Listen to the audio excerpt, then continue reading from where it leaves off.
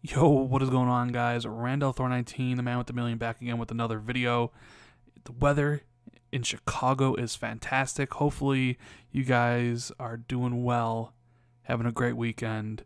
Let's get right into the video. It's going to be about Star Wars Battlefront 2. If you've been living under a rock, you'd know that Star Wars Celebration is this weekend. They just had the panel for Star Wars Battlefront 2. They showed off the new trailer. They talked about a couple new things I'm going to talk about in this video because I love me some Star Wars. First off, we got a campaign, finally. No multiplayer only. Star Wars Battlefront 2 will feature a full campaign.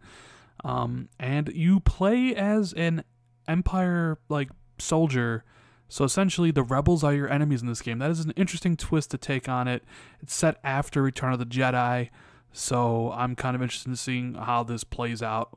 Kudos. Can't wait to play the game when it comes out. But there's a couple other interesting things that I noticed. First off, the early access, and I'm not talking about the early access for EA access. Like EA access, you can start playing it on November 9th. I'm talking about if you buy the digital version, or the digital deluxe version, or whatever, the $80 version, you can play it 3 days early, because the normal launch for everybody is November 17th, which is a Friday. But if you decide to drop $80, you can pay it 3 days. You can play it 3 days early, and I've noticed this becoming a trend more and more lately. Microsoft started it with Forza 6, I believe, or if you bought the Ultimate Edition, the $100 version, you could play it 3 days early. They continued that with it last year, where you could play Gears of War 4 days early. You could play Halo Wars 2 early. You could play Forza Horizon 3 early if you basically bought the most expensive versions of the game. So the Gears one was $100, the Forza one was $100, the Halo Wars one was $80. But I think even Dishonored, if you pre-ordered Dishonored 2, you got to play it a day early. But now I see this EA game taking it, and now they're saying basically if you pay for the $80 version, and I'm assuming if you even buy maybe a more expensive one, if there is one, you can play it early. My question to you guys is this okay? And are we going to see more and more games go down this route of if you buy the most expensive version, you can play it early? Do you guys have a problem with that? I think since we know video games are super expensive to make, right? And video game prices, like the price they charge us, hasn't gone up in a long, long time. So I think companies are trying to find ways to kind of raise that price without raising the price, if you know what I mean. Basically, with Gears 4, they threw this carrot and be like, hey, you can play it early the streamers do, or the YouTubers do, or the reviewers do. You just gotta give us $100, right? Same thing with Forza. And a lot of people will be like, I would like to play a game 4 days early, and it's only $100. And then with Star Wars Battlefront, if you pay $80, you can play it early. And there'll probably be a lot of people that do that. So this is kind of their way of maybe getting more money out of the transaction. And obviously it's been a success. Microsoft has been doing it. They just did it with Halo Wars 2. I wouldn't be surprised if they do it with State of Decay 2 and Crackdown when that all happens. But it's interesting to see EA start doing it. So I'm wondering how many more publishers out there are going to eventually follow this model of you pay more money and you will get access to the game earlier than everybody else. Now, of course, and this game also has the multiplayer, so there'll be a lot of people out there that will be higher ranked than everybody else come November 17th. And is that fair?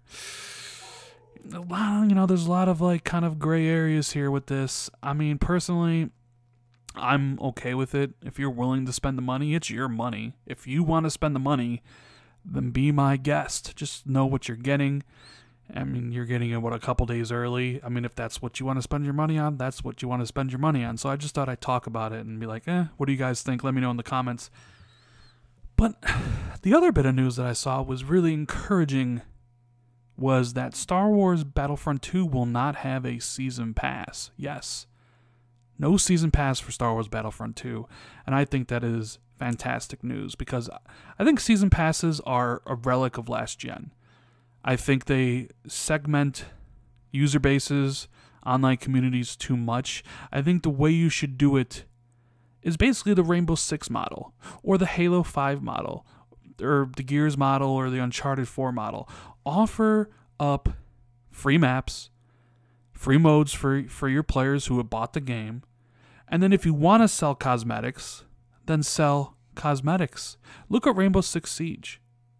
It's a game that is like constantly now like in the top 10 selling games, revenue-wise. Ubisoft has basically modeled all of its games after it because of how much success it was. Halo 5, they said it has the best retention rate of the series since Halo 2 because every month, well, I don't know if they do it anymore, but for the first like 9 or 10 months, there was constantly new maps and new modes, and it was all free.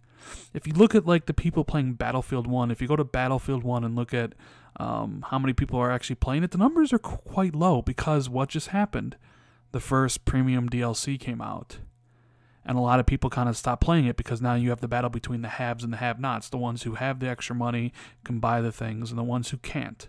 So the ones who can't stop playing the game because, you know, everybody wants to play the new maps. But if you give everybody the new maps, people will keep on playing. If you support it with microtransactions that are basically, you know, cosmetic stuff or battle packs or whatever you want to call them. So I'm all for this. The removal of season passes is fantastic. I think it's a relic of last gen that needs to go away. And they need to adopt this more consumer-friendly approach of, hey, modes, maps, all that stuff is free if you buy the game, to encourage you to keep playing the game. Look at Overwatch. Overwatch is maybe the best example of this. All new characters, all new maps, all new modes are free. They're free. You don't have to pay for anything. I mean, the only thing and only thing that are new are, you know, that you kind of have to pay for, or you really don't have to, is the loot boxes with the new skins and things like that. But it's all free. You know, I think that is the best way to approach it. So hopefully DICE and EA have learned their lesson. Maybe the numbers on Battlefield 1 have kind of like, you know, wisened up EA, and they saw that and they're like, no, we're not going to do this to Star Wars Battlefront 2 because we want it to be big. But anyways, guys, what do you guys think about this? What do you think about the single-player campaign? What do you guys think about the early access paid? What do you guys think about the season pass removal? Are you guys all for this? Let me know in the comments. If you liked the video, hit that like button. Consider subscribing for more content. And I'll see everybody later.